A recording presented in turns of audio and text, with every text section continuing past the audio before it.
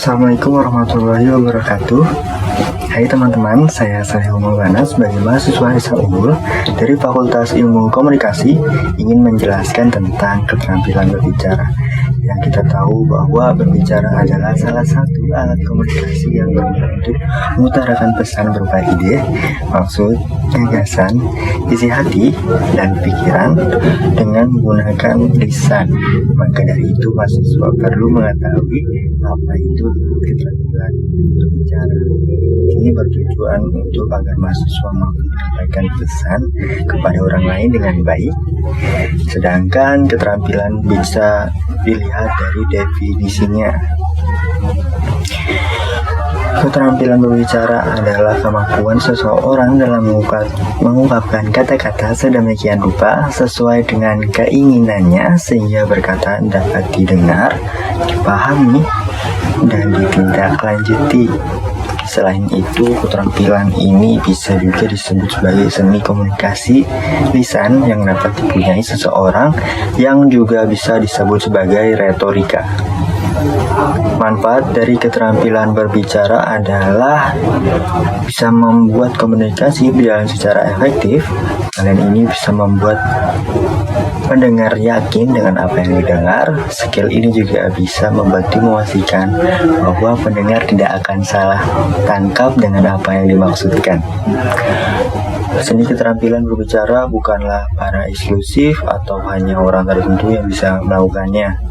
Namun kalian ini bisa didapat, dikembangkan, diasah, dan dipelajari.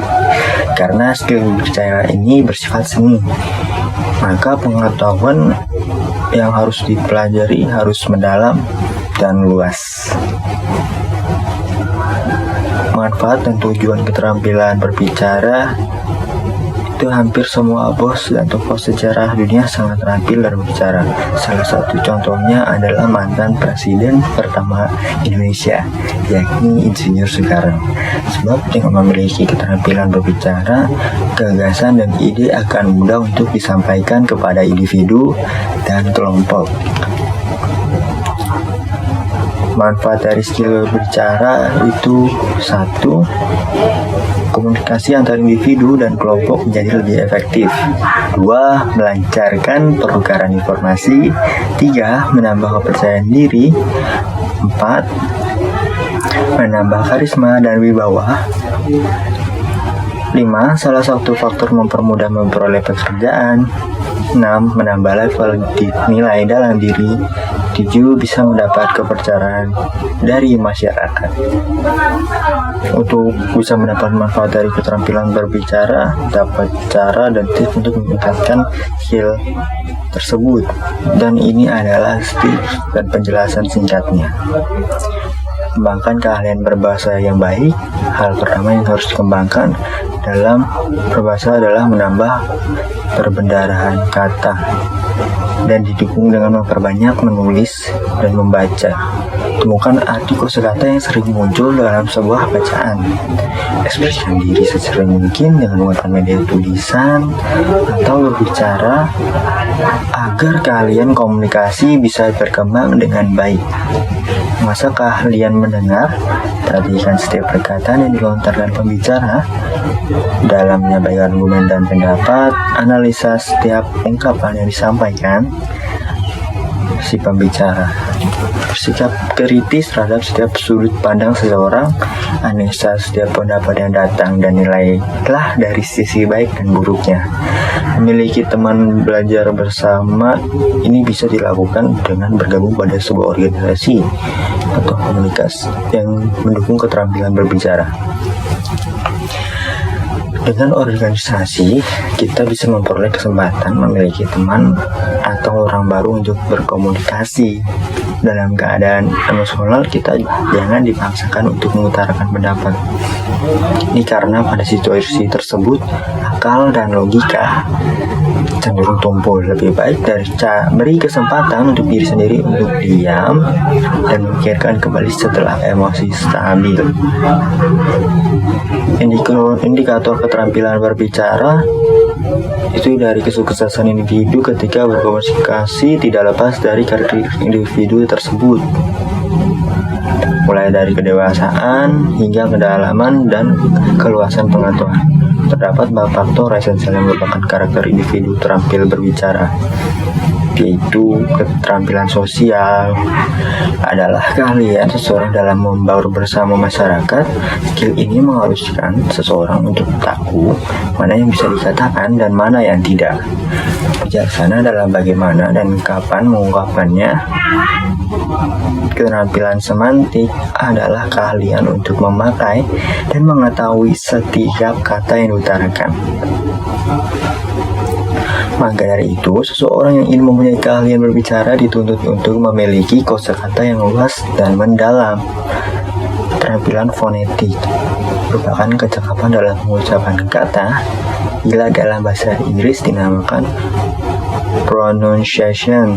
Keahlian ini merupakan salah satu faktor utama dalam diterimanya kata dalam lingkup sosial.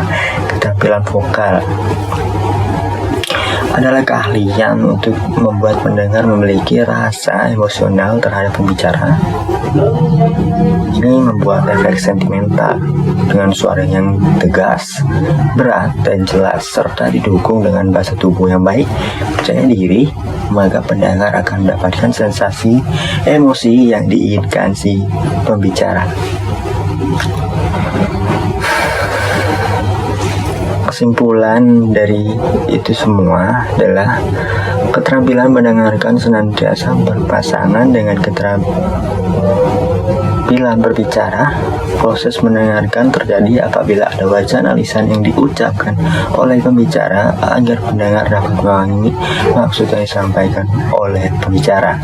Maka pembicara harus berusaha menyampaikan pembicaraan dengan sebaik-baiknya.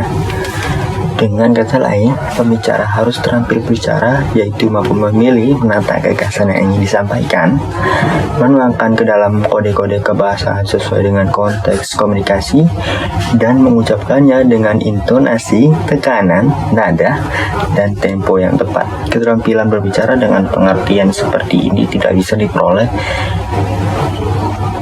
secara otomatis. Mereka harus belajar dan berlatih. Oleh karena itu, dalam rangka untuk menemukan keterampilan berbicara seperti itu, perlu pengajaran tentang metode keterampilan berbicara, metode bertukar gagasan.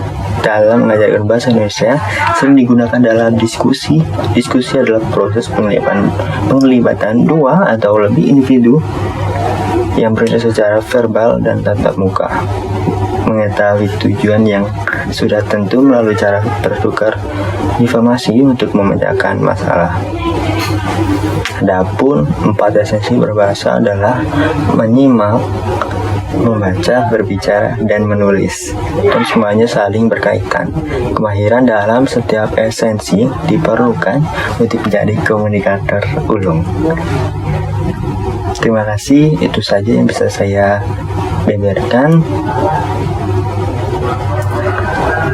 Waalaikumsalam warahmatullahi wabarakatuh.